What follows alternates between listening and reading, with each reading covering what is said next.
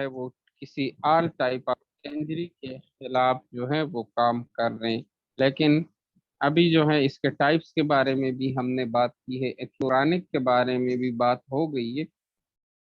अब हम आगे जो है फर्दर इसके बारे में बात कर रहे हैं, लेकिन इससे पहले हम दोबारा रिवाइज करें कि अगर इन्फेक्शन आता है, infection is the destructive mechanism and inflammation is the defensive mechanism. ये हमारे पास डिफेंसिव मैकेनिज्म है, ना कि डिस्ट्रक्टिव मैकेनिज्म।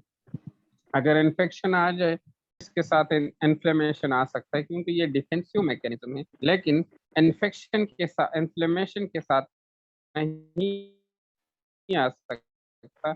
बास रेयर केसेस में कभी कभी इन्फ्लेमेशन, लेकिन वो टॉक्सिक इफेक्ट प्रोड्यूस कर सकते वरना नहीं करता।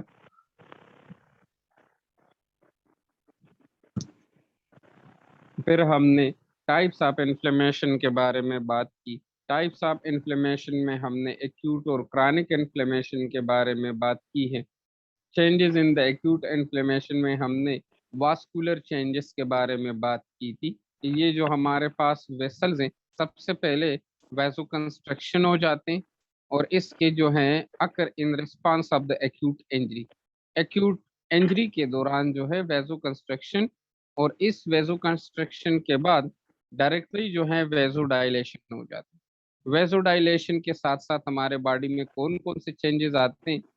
जब वैसोडाइलेशन होता है, ब्लड फ्लो डिक्रीज होता है, डिक्रीज नहीं होता, बल्कि ब्लड फ्लो जो है वो चेंज हो जाते हैं, डिक्रीज होते हैं, जिसकी वजह से ब्लड वेलोसिटी वो इंक्रीज होती है। और due to the dilation of the blood vessel, blood vessel की डायलेशन की वजह से, ब्लड वेसल की डायमीटर में इंक्रीज होने की वजह से हमारे पास क्या हो जाता है, वो जो है ब्लड फ्लो में चेंजेस आते हैं और वेलोसिटी की इंक्रीज होती है।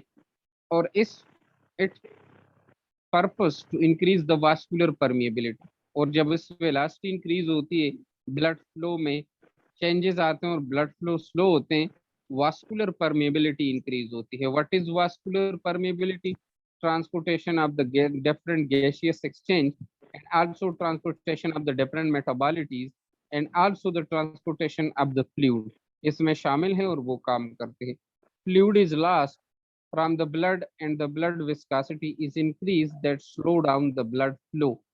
फ्लूइड जो है वो ब्लड से लॉस हो जाते हैं, इनटू द इंटरस्टिशियम और एक्स्ट्रा सेलुलर स्पेसेस में चले जाते हैं, और ब्लड विस्कासिटी इंक्रीज होती है। जब ब्लड से फ्लूइड चला जाता है तो ब्लड की विस्कासिटी जो है, विस्कासिटी हम पश्तो में टिंगवा ली तवई। अब ब्लड जो है, ब्लड की विस्कासिटी इंक्रीज हो जाती है, और that slow down the blood flow, जो कि इसकी विस्कासिटी की वजह से ब्लड फ्लो स्लो होती है। तो ये बात भी हमने तफसील से पढ़ी थी।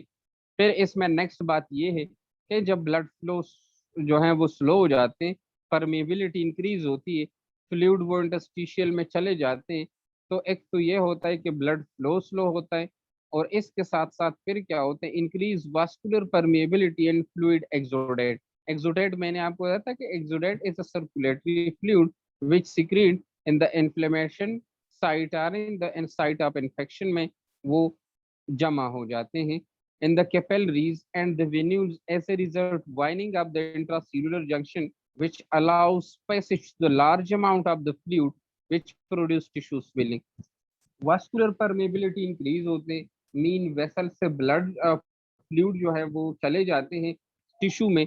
टिश्यू में जब जाते हैं तो टिश्यू में जाने से हमारे पास ये जो सारे जो widening of the intracellular junction, cell के दरमियान जो जंक्शन है उसमें स्पेस पैदा हो जाता है, और वो large amount of the fluid को वो ब्लड टिश्यू से, वो सॉरी ब्लड वेसल से सिक्रीट करने में लगे हुए होते हैं, और सारा फ्लूइड वो the space between the cell is known as interstitial space, उस स्पेस में जमा होते हैं। और जब सारे फ्लूइड स्पेस में जमा होते हैं तो अमाउंट, नॉर्मल अमाउंट से इसका मिकदार ज्यादा होते, जिसे हम स्वेलिंग और एडेमा कह सकते हैं, हाथ पैर का सूजन, जिसकी वजह से फ्लूइड वो ज्यादातर सर्कुलेटरी सिस्टम में इंटरस्टिशियल स्पेस में आ जाते हैं, जिसकी वजह से स्वेलिंग प्रोड्यूस होती है। And form dilated vessel, from the dilated vessel WBC come out and engulf the bacteria or the toxin and the tissue debris. Dilated vessel से क्या हो जाते हैं, WBC बाहर आ जाते, बैक्टीरिया, टॉक्सिन और टिश्यू के जो वेस्ट प्रोडक्ट है उसको जो है वो एनगल्फ करते हैं। ये बात भी हमने प्रीवियस लेक्चर में की थी, लेकिन अभी दोबारा इसलिए पढ़ रहे हैं क्योंकि इसके साथ अभी सेल्यूलर चेंजेस भी पढ़ना है। अच्छा, फिर जो है chemical substances which are responsible for the reaction come out and activate the histamine. ये क्या करते हैं, ये जो केमिकल सब्सटेंसेस हैं ये किस लिए, which are responsible for the reaction come out, जो रिएक्शन बाहर निकला हुआ है, एंड एक्टिवेट लाइक, और क्या क्या एक्टिवेट करते हैं, हिस्टामिन को एक्टिवेट करना, serotonin, prostaglandin, bradykinin, leukotriene and the complement के साथ एक्टिवेट करना, जो कि वो उसके खिलाफ एक्शन लेते हैं। And enzymatic digestion of the tissue and the debris occur, और एंजाइमेटिक डाइजेशन टिश्यू का और डेब्रिस जो है उसमें ये सारा हो जाते हैं। Finally restoration of injured tissue comes, और ये जो है आखिरकार ये जो इंजर्ड टिश्यू में रेस्टोरेशन जो है वो शुरू हो जाता है to its normal structure and function, उसके नॉर्मल स्ट्रक्चर और फंक्शन में। So this is the vascular changes. Now हम बात करते हैं सेलुलर चेंजेस के बारे में। The following are the cellular events in acute inflammation. ये जो नीचे दिए गए हैं ये एक्यूट इन्फ्लेमेशन में सेलुलर चेंजेस है। सेलुलर चेंजेस में कौन कौन सी चीजें मौजूद है? माइग्रेशन, द फर्स्ट वन जो हमारे पास मौजूद है वो है माइग्रेशन। माइग्रेशन जो है, in this process the inflammatory cell try to localize the outer migraine blood flow near the vascular endothelium। Migration जो है इस प्रोसेस में इन्फ्लेमेटरी सेल जो है वो localise in the outer margins of the blood flow near the vascular endothelium। इसमें ये जो इन्फ्लेमेटरी सेल्स हैं ये का क्या हो जाते हैं, अपने मार्जिन से वो आउटर साइड पे जो है वो चले जाते हैं to the vascular endothelium. Endothelium vessels के एंडोथीलियम सेल के करीब हो जाते हैं, इसमें माइग्रेशन होता है। Sorry, this is the margination not migration.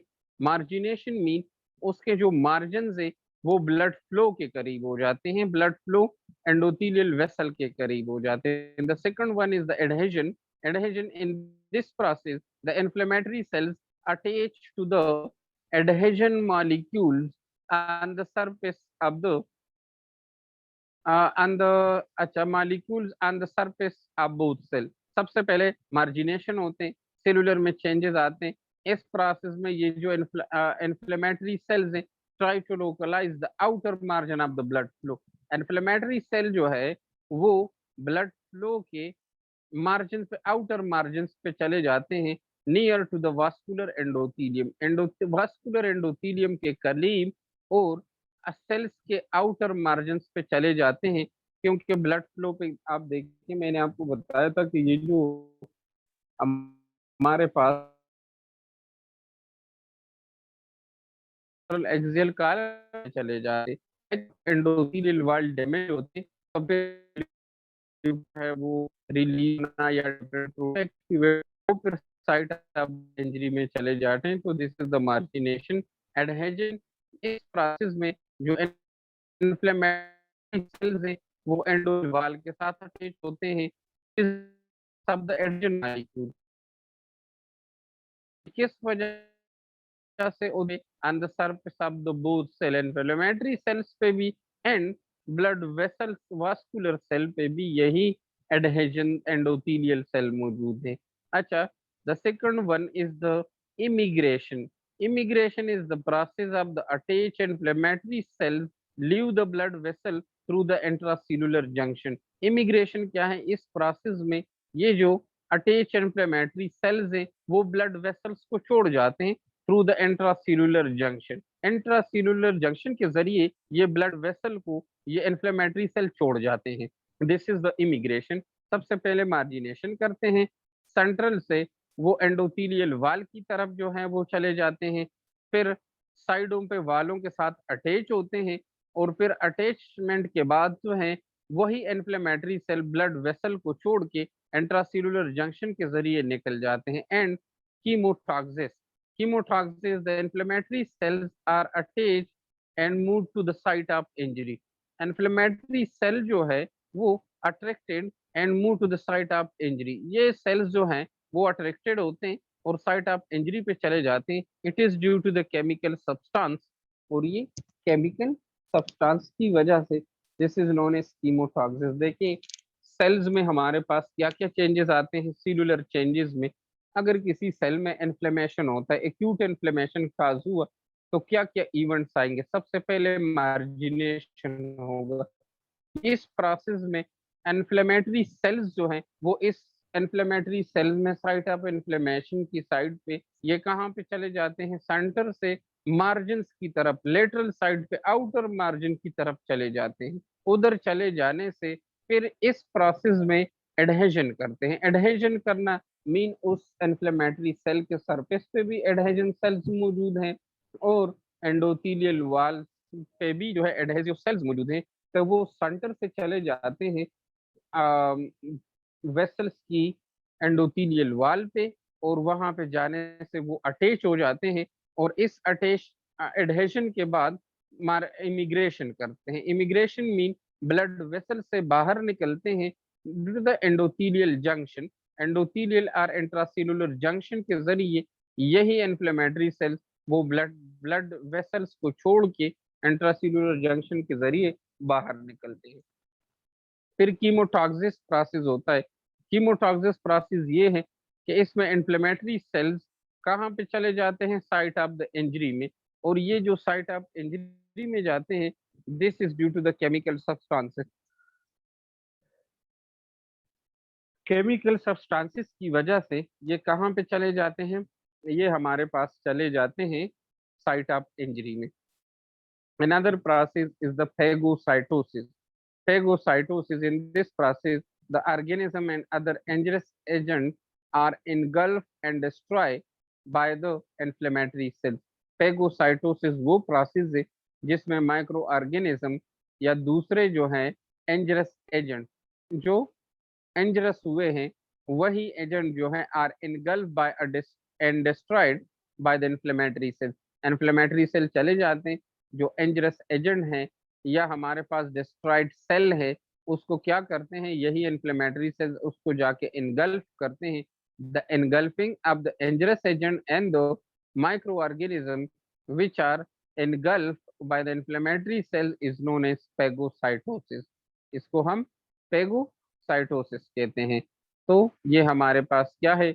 This is the cellular changes are cellular changes in the inflammation, in the acute inflammation.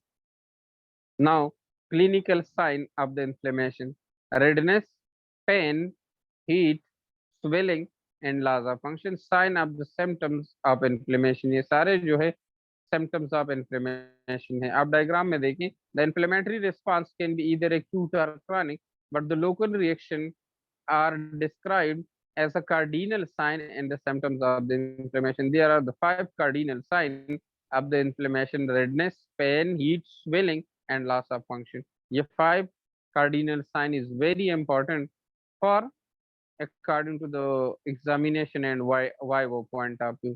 अच्छा, now outcomes of the acute inflammation. Acute inflammation का जो outcomes हैं वो क्या क्या है? The first one is resolution. It means when the cell or tissue come back its normal structure, the function the function after the acute inflammation is called resolution, and it occurs when the causative agent is removed. The chemical mediator and the vascular permeability comes to normal, stoppage to the leukocyte immigration and clearing edema fluid.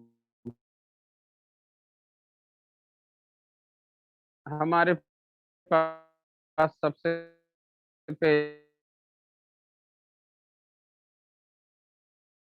ठीक हो जाते हैं, cell ठीक हो जाते हैं और वापस अपने फंक्शन पे आते हैं, उसका नॉर्मल स्ट्रक्चर और फंक्शन हमें मिलते हैं। इस एक्यूट इन्फ्लेमेशन के बाद जो कंडीशन आता है, इसको हम अकर रिमूव होते हैं।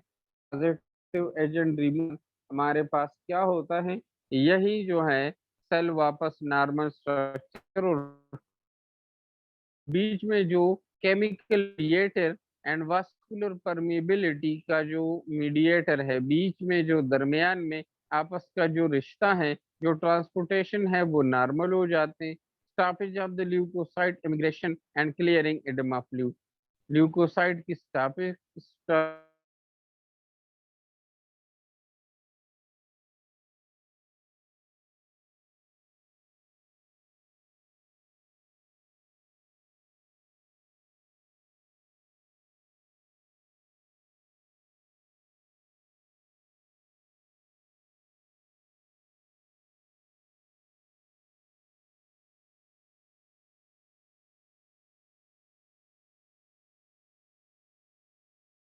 also also जो ऑर्गेनाइजेशन रिपेयर एंड ऑर्गेनाइजेशन के बारे में अगर हम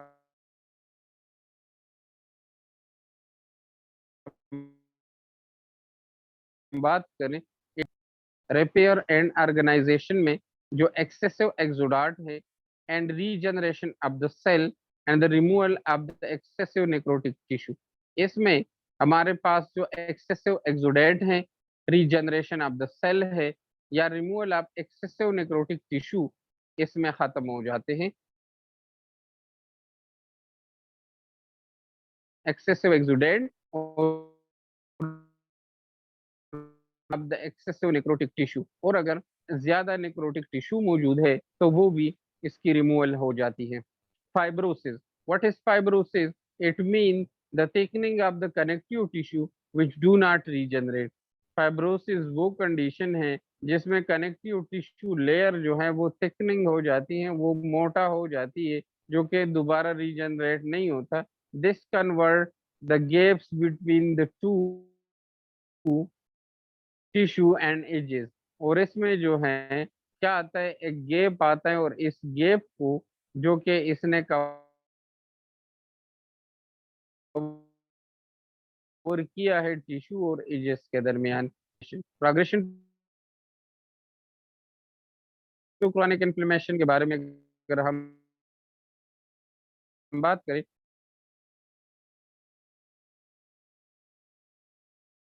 if the causative agent are persistent and acute inflammation prolong, this lead